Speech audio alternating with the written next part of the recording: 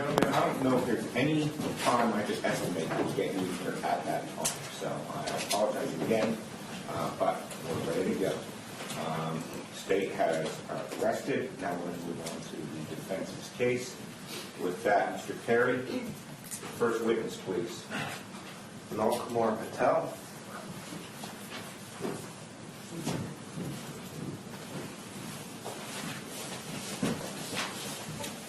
How are you, sir? Fine, sir. Raise your right hand, please. Monal Batel. Raise your right hand. Monal Batel. What's that? Monal Batel. He's telling you his name. I'm waiting for your answer. He's a little bit Raise your nervous. right hand, sir. Raise your right hand. Do you swear or affirm to tell the truth, the whole truth, and nothing but the truth to help you God? Yes. Please state and spell your name for the record. Monal Batel. Patel. Thank you, sir. You may have a seat. Thank you. And now, your witness, Mr. Perry. Hi, Mr. Patel. Yes, sir. Can you tell the jury, please, where you work, where you're employed? I am working in Budget Lodge, The Budget Lodge, and is that Guyana. Buna, 736 Harding Highway in Buna? Is that where you work? Yes, sir. Okay. Were you employed there on December 19th, 2016? Yes, sir. Okay. And a patron came in and presented you with this ID. Is that correct? Your Honor, that's exhibit C. I exactly not remember. D4. Exactly I not remember because too many customers coming in on motors. I didn't exactly remember this guy. But his record is correct. Right. And you typed in this information from the identification, Jeremiah Monell, 137 North Main Road, Cedarville, New Jersey. Yes, in my computer. Okay. And that person took out, I'm going to show the witness what's pre-marked as D5. D5 right there. Okay. And this is a receipt, is that correct? Yes, sir. And on this receipt, it indicates that he checked in on December 19th, is that correct? Yes, sir. And paid $265.01 for 1 week, is that correct? Yes, sir. And then again, he renewed on December 26th, and he paid $265.01 for 1 room, is that correct? Yes, sir. And then it indicates here that he checked out on January 2nd, is that correct? Yes, sir. So that's your recollection of events. You followed all your standard procedures in checking in this person and checking them out? Pardon? You did what you would normally do when you check a person in, right? Yes, sir. And you did what you would normally do when you check a person out, right? Yes, sir. Okay, that's the only questions I have. Cross-examination. Thank you. Good morning, Mr. Patel. Good morning. There was a time that was on that receipt when Mr. Monell checked in, correct? Yes, sir. And that was at 7:04 in the morning?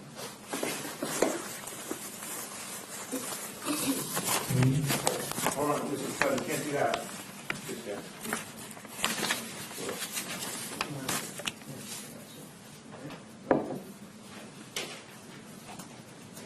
Let's see what you're looking at there. What do you have? Same thing. Same thing, okay. What else do you have there? Let's see. So let me give this back to you. There you go.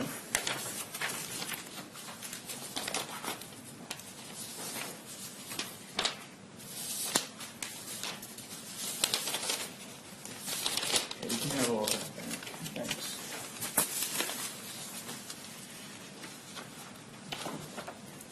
Okay.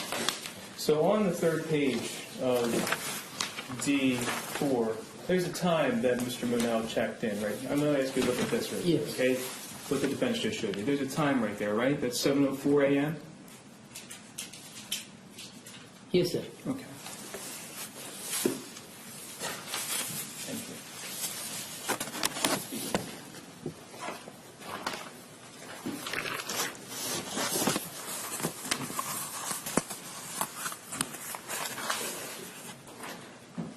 So 7:04 in the morning on the 19th, and he checked out sometime on January 2nd, correct? Yes, sir. But you don't know exactly what time he left? No, we don't. And you don't know what Mr. Monell did while he stayed at the hotel, correct? No. You don't know where he went while he was at the hotel, correct? Yes, sir. And you don't know what time of days he may have left the room when he was at the hotel. Yes, sir. And the address that was on Mr. Monell's ID was 137 North Main in Cedarville. Yes.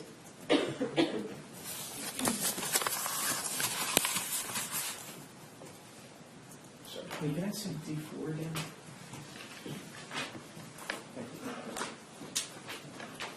Now, normally when you check somebody in a hotel, you ask if they have any vehicles, correct? You want to be sure that they put the license plate information down to make sure that vehicle is allowed to be at the property, right? Yeah. Ask you to look at the second page of D4 here. There was no vehicle information that Mr. Monell gave you, right? Pardon? There was no vehicle information that No. Mr. Monell gave you. No.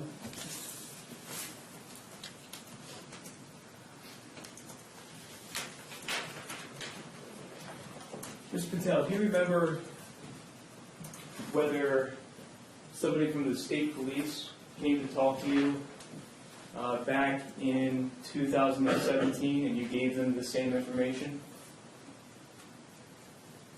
I don't remember, sir. I'm going to show you the document I've marked as S11.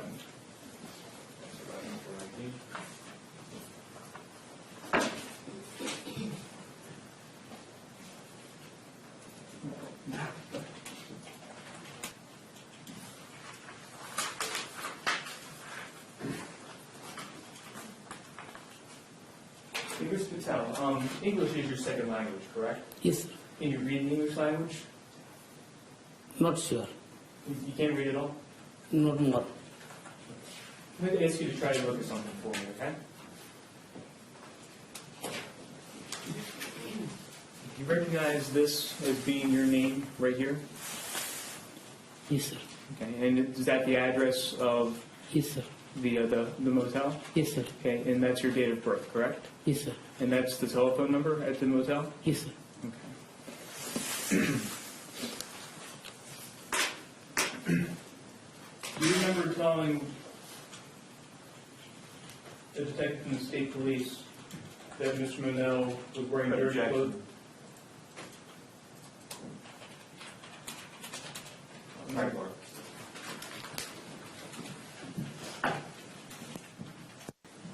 Proceed, Mr. Westman. Thank you, Judge. Mr. Patel, do you recall telling the detective from state police that Mr. Monell was wearing dirty clothing and appeared to have walked to the establishment? Pardon? Do you remember telling a detective from the state police that Mr. Monell was wearing dirty clothing when he checked in and appeared to have walked to the motel? No, I don't remember. Okay, you don't remember saying that? Okay, that's fine. Now, I just want to be clear. The date that Mr. Monell checked in was Monday, December 19th of 2016 Yes, sir. at 7:04 a.m. Yes, sir. All right, thank you, Judge. Any further questions? All right, redirect. Mr. Patel, on average, how many people would you say come into the hotel each day? Each day, Yeah. minimum 50. 50? Do you remember every person that comes? No. But you keep records of everyone who comes in and checks in, is that correct? Yes, sir. And everyone who checks out? Yes, sir. Keep those records. And those records are accurate? Yes, sir. Okay. And can you tell me what, do you have a mandatory checkout time? 11 o'clock. 11 a.m. Okay. That's it. That's all I have about that. Thank you, sir. You're excused. Thank you. Oh, Judge, You want to ask another question? Hold on. just, Bye. move for D4 and D5 receiving evidence. Oh, okay. Well, we don't need to. You are excused, sir. Sorry about that. No. You're excused. Sir, you're excused. Thank you. Sorry about that. You can go now. Okay.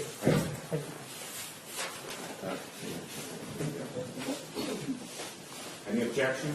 D4 and D5. Taking a look, Judge.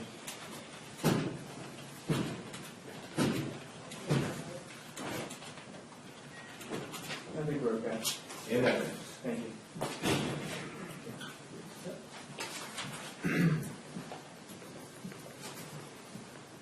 Okay.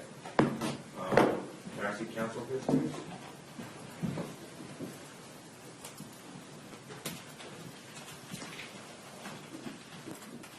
Read something to you, okay? I'm going to be reading a lot of things to you today, but this is the first one, okay? I'm going to tell you about something called stipulations, okay?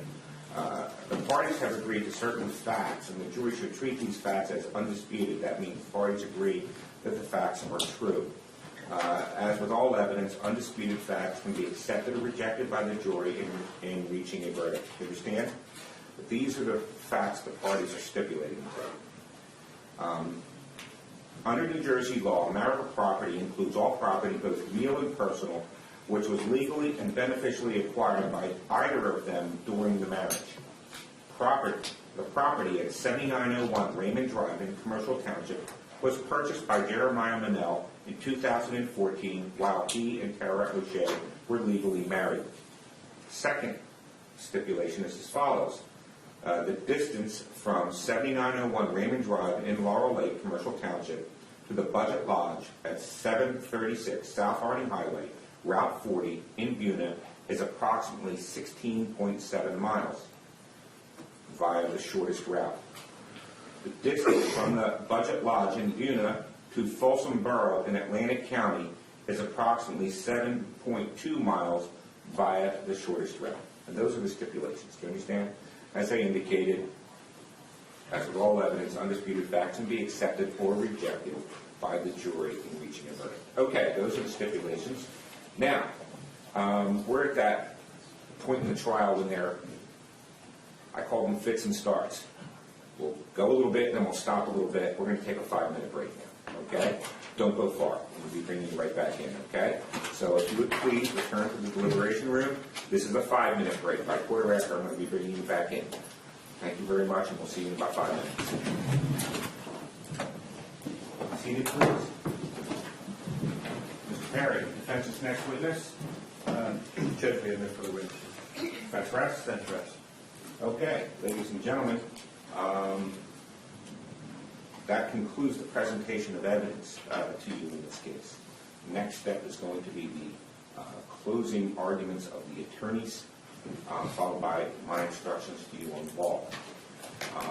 As I indicated to you previously, the state has the burden of proof, so they get to go first in openings and they go last in closings. Now, there are some technical aspects I think that need to be set up in order for them to make their presentations to you. I unfortunately have to tell you that what we're going to do is this. I determined that the best course of action is going to be we're going to have an early break for lunch, but we're going to start at 1 o'clock.